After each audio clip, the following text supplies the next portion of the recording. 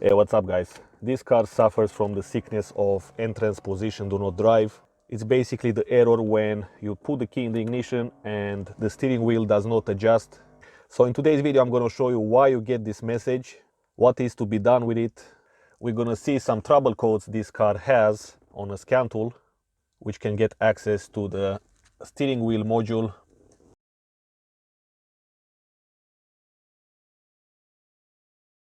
I did nothing special to fix this issue. The issue, it got fixed by itself after I drove the car for a while. So the first related trouble code is going to be on ATC 134, and this one is because of a CAN bus communication problem, and it's about the ACP. So this steering adjusting system is basically a part of the ACP module, and that's why when you get this message, the computer thinks that the safety of the car it's compromised, so that's why it says do not drive. However, it cannot recognize between just a steering wheel adjustment problem and a real safety problem. So long story short, that's why you get this scary message. Again, we've got a CAN bus communication problem with the wheel speed sensors. That is also an information which ACP module uses to keep the car safe. It might have something to do with the steering wheel adjustment and with the entrance position do not drive message. Ignition switch, this can also have something to do with the steering wheel adjustment. Now we've got here as well the door control module front left. This one has the most faults. So as you can see, the computer of the car reports a seat ventilation trouble code. However, this car is not equipped with such thing. So little details like this can give us a clue that this is actually a software problem. I bet if you fix this CAN communication problem, a lot of trouble codes will disappear from here. Okay, so here we've got what we are looking for. We've got the SAM module with all these trouble codes. So I'm going to go into it. It looks like the forward and back motor is not working. Height adjustment is not working. Steering column is not working. However, you could see at the beginning of the video, the steering wheel did move. The system works right now. However, it still reports trouble codes. Let's go back. Clear codes. Let's see event memory. Control unit is not transmitting the data on the CAN bus. Live data, active test. Let's see steering column adjustment. So let's see if we can move the steering wheel. Okay, we cannot command the steering wheel to move. Okay, and one problem I noticed that when you, for example, go up, it will stop sometimes in the middle. Now it does not stop anymore.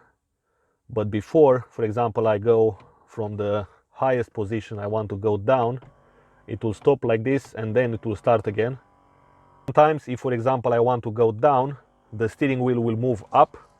So that indicates as well a malfunction in communication. Now let's try one more time the bidirectional test.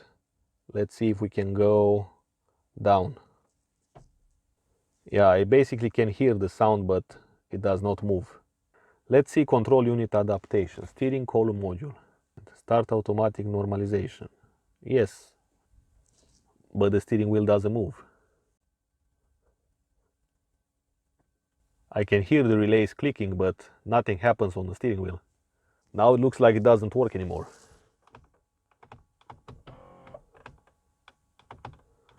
See? It goes up, now it goes down. I don't even touch it. This is very strange. Now let me see what happens if I erase all the codes, okay? I'm gonna take a screenshot. Now let's press clear codes. Yes. Okay, let's wait 10 seconds. Okay, let's go back and see. It will read the codes. And we've got only one fault code now from 10. That one, it's about the CAN bus. As I said, this car has a problem with the CAN bus network.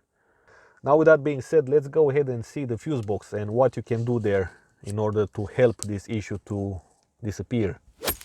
Okay, so if you look on the fuse box from the driver's side, you're gonna find here 4 relays. Each relay is gonna be for one movement of the steering wheel. You've got up and down, back and forward. So each one of these moves will have a separate relay. We've got here these 2 fuses. Obviously you want to test them up. So you can use a test light and you should find 12 volts. Now I'm going to take out a relay and I'm going to show you a trick I did on another car which had a headlight problem, and the relay for the headlamp on that car was working, however it was not turning on the lights, so that was pretty strange. So what I did, I opened the relay. So let's open it. You can see this yellow cover is attached to this black relay on 4 points, so we need to distance them. So if you have a closer look on the relay, you're gonna see this switch here, which will be activated by this small electromagnet. So the electromagnet is gonna be the control side, and it's gonna be powered through pin 85 and 86. You can watch on the diagram from this cover. So what you want to do is to simply clean these connection points here with some electronic spray or something you have. You can use even mass airflow sensor cleaner. In one of the situations I've done this, it worked very well and the component worked properly after that. The contact points are not that shiny as they should. So if you can, and if you have, you can use some very tiny sandpaper and erase a little bit in there, so you'll have a full connection when the relay is activated. So let's see, between pin 30 and 87A, the one in the middle, you should see full continuity. Because as you can see, we've got some resistance in there, and that's not good. If you want to clean it, just give it a nice clean in there and activate the solenoid like this. Okay. It goes instantaneously to 001, and before it was 008 or something like that. So you can see how just simply cleaning it, it decreases the resistance. Okay. Like now I don't want to clean all the relays. I want to disconnect the battery and remake the error appear again. So in that way I can fix the issue for you in front of the camera.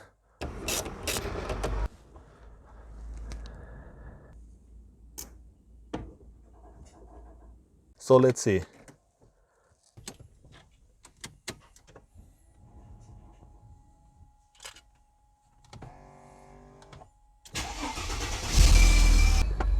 Okay, so right now the error is not there, and the ABS code is going to be because of the CAN bus system.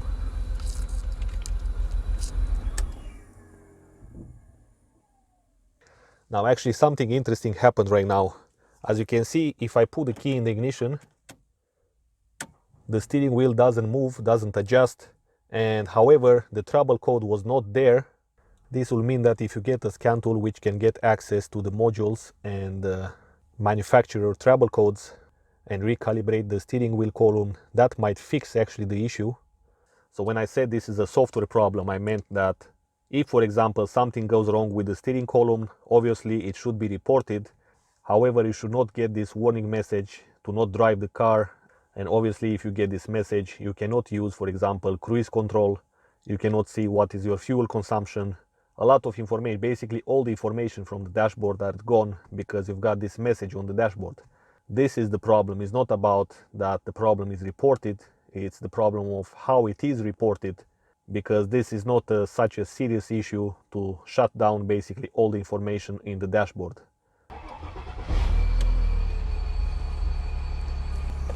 We still got a bunch of errors.